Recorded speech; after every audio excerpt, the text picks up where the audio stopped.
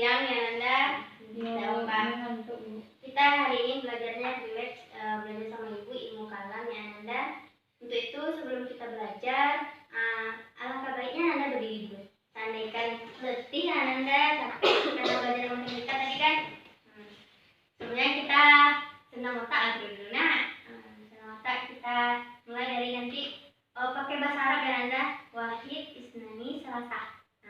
Wahid isnani salasa. Wahid isnani salasa. Jadi nanti wahid isnani salasa. Wahid isnani salasa. Terus wahid isnani salasa. Wahid isnani salasa. Ya Nanda, nanti ini sampai satu nanti baru terakhir Allahu Akbar ya. Kita cobakan terlebih dahulu. 1, 2, 3. Wahid isnani salasa. Wahid isnani salasa. Wahid isnani salasa. Wahid isnani salasa. Wahid isnan. Wahid isnan. Wahid isnan. Wahid isnan. Wahid wahid wahid wahid. Allahu Akbar. Dah, terus semangat? Nah, kita silahkan duduk. Nah, sebelum itu kita berdoa terlebih dahulu. Silahkan kita kelas menyanyi doa. Gerak, hormat gerak, tegak gerak, berdoa mulai. Bismillahirrahmanirrahim. Rabbi zidni ilman warzuqni fahman. Amin. Semoga Nanda dengan doa tadi kita dapat belajar dengan baik, ilmu yang diperoleh hari ini bisa diamalkan dalam kehidupan sehari-hari. Amin ya rabbal alamin. Oke Nanda, ibu akan memulai mengambil absen. Silakan Nanda yang hadir nanti, silakan angkat tangan. Filzah Novian. Hadir Bu. Wilda Noviana. Hadir Bu. Ike Gusmi. Hadir Bu. Alhamdulillah semuanya hadir ya Anda. 30 orang siswa ibu, alhamdulillah hadir semuanya ya. Bagus sekali. Oleh karena itu kita akan belajar ilmu kalam. Sebelum kita belajar ilmu kalam, ada yang tahu sebelumnya apa itu ilmu kalam? Ada yang tahu? Ilmu di luar kepala kamu.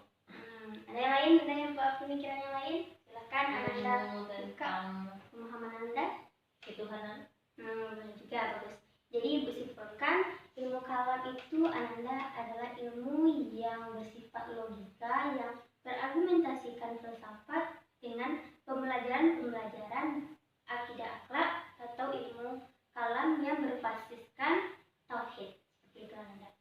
Jadi kita akan belajar mengenai bagaimana kita berpikir agar tidak mudahnya orang lain merusak atau mengotak-atik pikiran kita terhadap ketauhidan kita. Jadi untuk itu kita belajar ilmu kalam ini agar kita dapat memahami bagaimana pola berpikir yang baik dan jangan sampai orang merusak akidah kita nantinya. Oke Nanda? Itu untuk pembukaan kita. Nah, bahwasanya perkembangan pemikiran ilmu kalam ini sebagai jawaban dari pemikiran umat Islam untuk mempertahankan ajaran agama Islam. Jadi kita belajar agar tidak mudahnya orang mengotak-atik dan juga bisa kita menjawab pertanyaan-pertanyaan orang itu nanti. Misalkan contohnya ya, kenapa filsafat misalkan nanti ada yang bertanya kepada filsafat, kenapa filsafat percaya Tuhan itu ada? Nah, makanya nanti dengan belajar ini kita dapat menjawab segala pertanyaan-pertanyaan orang di luar sana yang ingin merusak akidah kita. Nah, itu pembelajaran kita hari ini berkaitan ilmu kalam dalam ajaran Islam.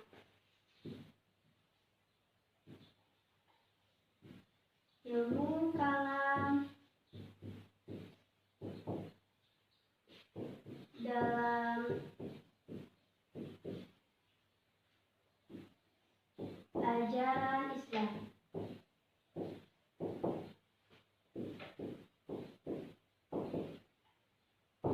Kelihatan sampai ke belakang anak atau Ibu? Kelihatan Bu. Ya, ilmu kalam dalam ajaran Islam. Bahwasanya ada 3 aspek atau 3 indikator yang terpenting dalam pembelajaran kita hari ini berkaitan. Kita harus mengetahui terlebih dahulu nama-nama.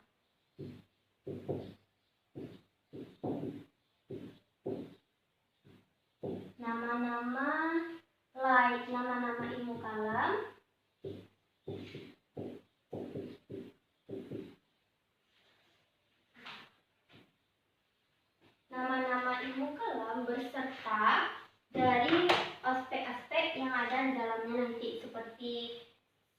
penamaannya Ananda. Dan sebab penamaannya. Jadi kita harus mengetahui ilmu kalam ini apalah namanya nih. Nah, kemudian nanti juga ada nama-nama selain ilmu kalam ini juga ada. Dan itu pula kenapa sebabnya kita belajar ilmu kalam ini. Yang kedua, kita akan belajar tentang peranan dalil dalam Al-Quran dan dalil dalam ilmu kalam ini seperti apa. Jadi peranan dalam ilmu kalam. Nah, yang ketiga kita akan mempelajari tentang fungsi. Tentu kita belajar harus ada fungsi. Kenapa kita harus belajar suatu ilmu tersebut? Makanya itu bersifat pemikiran kita. Fungsi ilmu kalam. Nah, dari 3 poin ini Ibu akan nanti mengulas dan membuka wawasan Ananda berkaitan ilmu kalam dalam ajaran Islam, agar kita bisa menjawab tantangan-tantangan zaman yang ingin merusak dan ingin merancukan pemikiran kita bahwasanya kita udah lurus nih, kita udah 1 esa gitu kan, ahad. Tapi nanti ada ajaran-ajaran yang lain yang akan masuk kepada pemikiran kita dan merusak pemikiran-pemikiran yang jernih seperti itu. Oke Nanda, kita akan bahas terlebih dahulu yang pertama, nama-nama ilmu kalam dan sebab-sebab dinamakannya. Bahwasanya ilmu kalam ini terbagi atas, Ibu aku sudah bagi nak. Yang pertama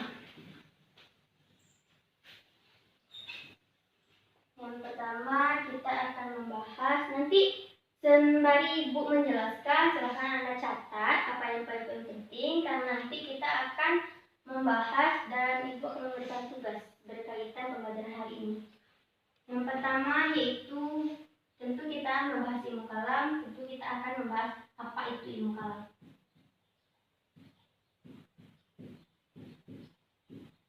Oke Nanda, ilmu kalam. Sebagaimana Ibu bertanya di awal pembelajaran tadi, ada yang menjawab ilmu logika Bu, ada yang menjawab ilmu pikiran Bu, ada yang menjawab ilmu otak Bu, ada yang menjawab tadi ilmu terhadap akidah Bu. Nah, semuanya betul Nanda, tapi ada beberapa ulama yang menjelaskan definisi dari ilmu kalam ini, seperti secara bahasa disebut dengan ilmu filsafat,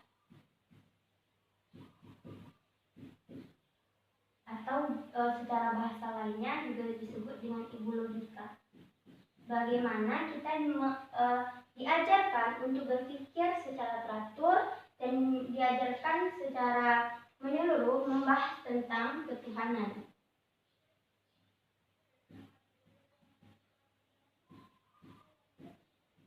Nah, disebut ilmu kalam karena pembahasannya berkaitan kekuasaan Allah, ketuhanan, akidah secara logis. Apa itu logis? Jadi dalil-dalil yang logis ini, dalil-dalil yang belum jelas dalam Al-Quran Anda, seperti Qul huwallahu ahad, Allah itu satu. Nah, jadi kita pasti berpikir Allah itu satu. Allah itu bentuk apa ya? Seperti apa ya? Bagaimana bentuknya? Apa berupa? Nah, pasti ada pikiran-pikiran kita akan membahas seperti itu. Makanya dalil yang berkaitan dengan logika yang kita bahas. Kemudian ada lagi nama-nama lain seperti ilmu usuluddin. Nah, ilmu usul. Nah, ilmu usuluddin ini adalah ilmu yang akan kita bahas tentang asal-asal dari agama, yaitu fondasi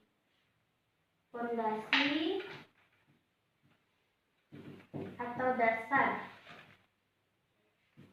dari segala ilmu.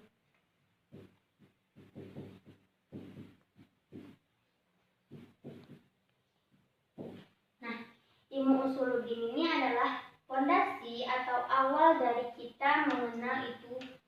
Misalkan fikih itu kita disuruh sholat, bagaimana kita berfatwa. Kenapa kita harus sholat?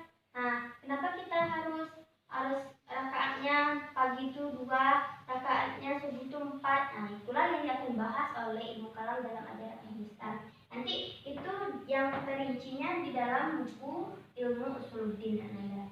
Itu contohnya tadi. Jadi pertanyaannya kenapa? Seperti sholat Anda. Kemudian ibu aku sih Anda karena sudah memperhatikan tadi kan.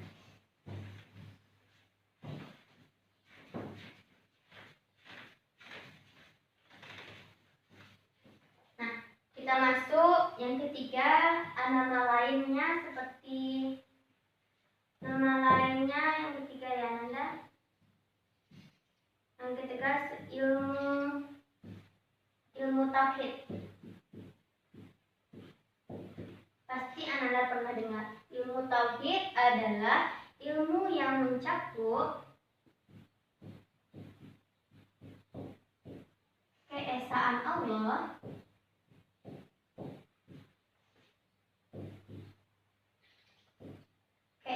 Allah, baik dari rububiyah,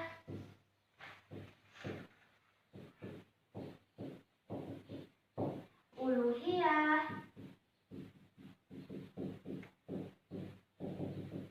dan asma wa sifat.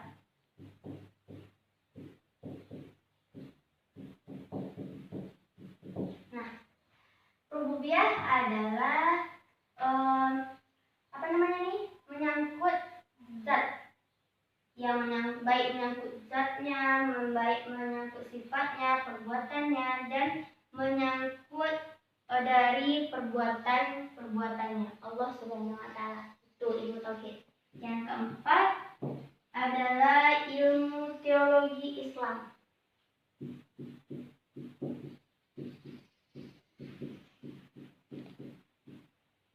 Teologi Islam ini Anda disuruh untuk ini ilmu teologi ini berasal dari bahasa Inggris yang berarti permasalahan yang terjadi ketika dalam pembahasan ketuhanan. Berasal dari bahasa Inggris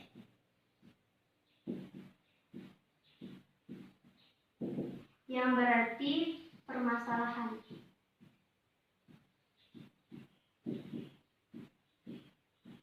Permasalahan ketuhanan.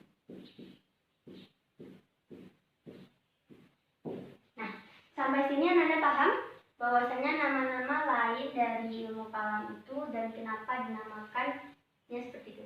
Sudah paham? Alhamdulillah. Itu materi yang poin pertama Anda, bahwasanya poin kedua silakan Anda lihat pencetaknya, yaitu pada halaman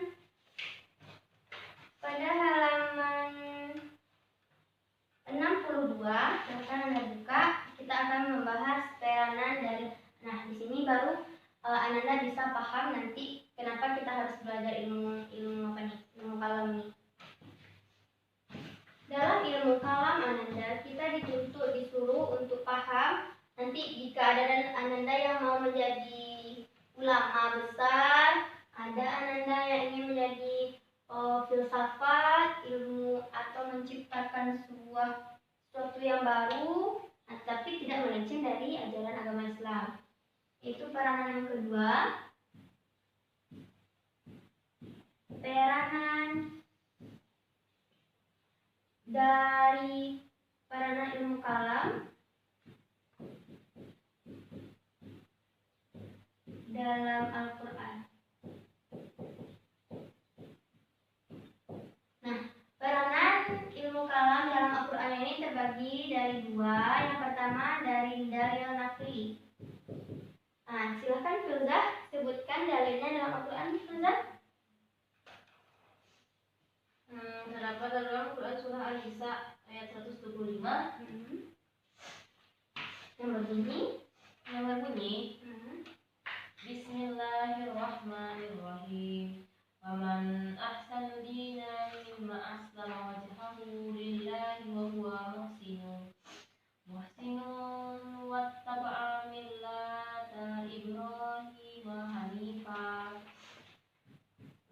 wattakhazallahu Ibrahim khalila. Bacakan artinya. Dan siapakah yang lebih baik agamanya daripada orang yang ikhlas menyerahkan dirinya kepada Allah, sedang dia pun mengerjakan kebaikan dan ia mengikuti agama Ibrahim yang lurus. Dan Allah mengambil Ibrahim menjadi kesayangannya. Surah Isa ayat 115. Bagus. Dari sini ayat ini kita mempelajari, kita pasti berpikir, kenapa Allah menyayangi Ibrahim seperti itu kan? Jadi di dalam pemikiran, dalam pemahaman dari ilmu Ibnu Khaldun, bahwasanya dalam surat ini Ibnu Khaldun menjelaskan inti dari keikhlasan seseorang dalam beramal. Dalam Al-Quran surah An-Nisa ayat 125 ini menjelaskan bahwasanya kita dituntut ikhlas dalam baik belajar, baik mengajar, baik memberi ilmu kepada orang lain, baik apapun kegiatan apapun yang kita kerjakan selama kita beraktivitas ataupun nanti kita setelah tidur bagaimana. Betul itu ikhlas. Silahkan Yulia yang kedua surat Al-Furqan ayat 9, Bu. coba bacakan. Bismillahirrahmanirrahim. Alladzi khalaqas samawati wal arda wa ma bainahuma fi sittati ayyamin tsumma istawa 'alal 'arsy. Artinya, yang menciptakan langit dan bumi dan apa yang ada di antara keduanya dalam 6 masa, kemudian ia bersemayam di atas arsy. Bagus. Allah bersemayam di ars. Apakah Anda tahu apa itu ars? Ada yang tahu? Langit, Bu. Coba berpikir. Apa itu ars? Ars. Bahwasanya ibu pun juga tidak tahu apa itu ars. Sebagaimana makanya dijelaskan oleh para ulama bahwasanya ulama berpikir dan mengeluarkan pendapat yang pasti dan mencari pemikiran-pemikiran yang tepat dalam pembelajaran ilmu kalam ini bahwasanya Allah berada di ars, yaitu bersamayam di antara langit dan bumi. Jadi di pertengahan itu Allah Subhanahu wa taala melihat kita, menyaksikan kegiatan-kegiatan kita dan melihat segala amalan-amalan kita. Yang ketiga, Ananda kita masuk kepada fungsi ilmu kalam. Kayaknya Ananda ngantuk ya. Yang ketiga kita bahas yaitu fungsi dari ilmu kalam.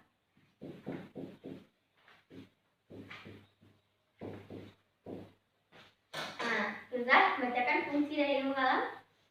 Fungsi dari ilmu kalam yang pertama, untuk menolak akidah yang sesat dengan berusaha menghindari tantangan-tantangan dengan cara memberikan penjelasan duduk perkaranya. Menolak dari akidah yang sesat. Jadi kita belajar ini agar kita bisa menjawab pertanyaan orang-orang yang ingin mengingkari, ingin menolak ajaran-ajaran agama Islam yang benar yang lurus. Kemudian yang kedua, William, Memberikan penguatan landasan keimanan umat Islam melalui pendekatan filosofis dan logis sehingga kebenaran Islam tidak sampai dapat dipahami dengan dogmatis. Bagus. Bahwasanya fungsi kita belajar ilmu kalam ini agar kita mengetahui untuk menguatkan landasan keimanan kita agar tidak mudah orang mencampur adukkan pemikiran-pemikiran kita dengan pemikiran-pemikiran yang tidak bagus.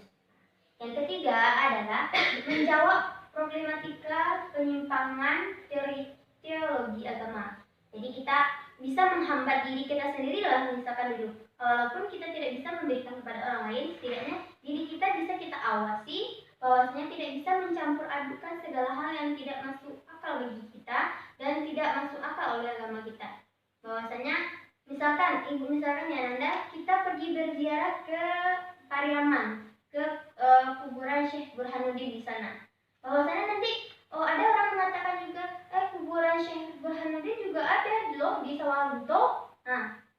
Jadi kalau kita paham kenapa sejarahnya dulu Syekh Burhanuddin itu ada di belakang, dia menyebarkan agama Islam di mana. Jadi tidak mungkin dia terbang ke Sawarunto seperti itu Nanda. Makanya kita juga bisa menjawab problematika penyimpangan teologi agama. Sampai situ penjelasan Ibu terhadap pembelajaran kita hari ini. Jadi Ibu simpulkan bahwasanya nama-nama lain dan aspek penamaannya ini kita juga dapat mengetahui ilmu kalam itu apa, usuluddin itu apa, ilmu kalam dan sebagainya. Kemudian, peranan ilmu kalam dalam Al-Quran sangatlah penting Ananda berdasarkan dalil nakli dan akli bahwasanya ilmu kalam ini bersifat teologi yang bersumberkan kepada Al-Quran dan hadis sebagaimana ulama-ulama menjelaskan dalam pandangan mereka, dan mereka juga mencari argumentasi dan pemikiran yang tepat agar tidak melencengnya akidah agama Islam. Kemudian yang ketiga, fungsi dari ilmu kalam ini sebagaimana Anda sebutkan tadi, yang pertama sebagai menolak akidah yang sesat. Menolak akidah yang sesat. Yang kedua tadi menguatkan landasan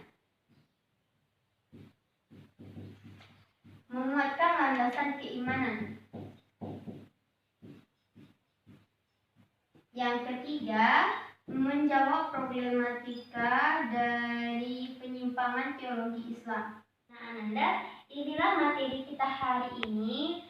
Maka alhamdulillah Ananda paham ya, Ananda? Paham. Jadi tugas Ananda minggu depan kita akan membahas tentang materi dari pembagian lagi ilmu tauhid itu apa. Tadi ada rububiyah, asma wa sifat, dan uluhiyah. Nah, itu yang akan kita bahas minggu depan. Ananda siapkan diri, baca-baca buku terlebih dahulu, dan semangat lagi untuk belajarnya Ananda. Walaupun tadi belajar paginya agak melelahkan ya Ananda, matematika, dan disambung lagi ilmu kalam. Ilmu kalam ini bersifat teori Ananda, dan Ananda bisa memahaminya secara mendetail nantinya. Untuk minggu depan kita akan membuat kelompok menjadi 2 kelompok. Ada yang menjadi membahas rububiyah dan asma wa sifat. Nanti ada yang menjadi objek dan subjek dari pembelajaran. Nah, itulah pembelajaran kita Ananda. Kita akhiri pembelajaran hari ini dengan mengucapkan alhamdulillahirobbilalamin. Berbanyak maaf. Semoga apa yang Ibu sampaikan bisa dipergunakan dan dimanfaatkan. Bahwasanya ilmu kalam ini adalah ilmu sangat penting untuk kita sebagai siswa dan untuk kita yang akan menjadi ulama ke depannya nanti, agar tidak salah kiprah dalam pembelajaran. Ibu akhiri dengan Assalamualaikum warahmatullahi wabarakatuh. Waalaikumsalam warahmatullahi wabarakatuh.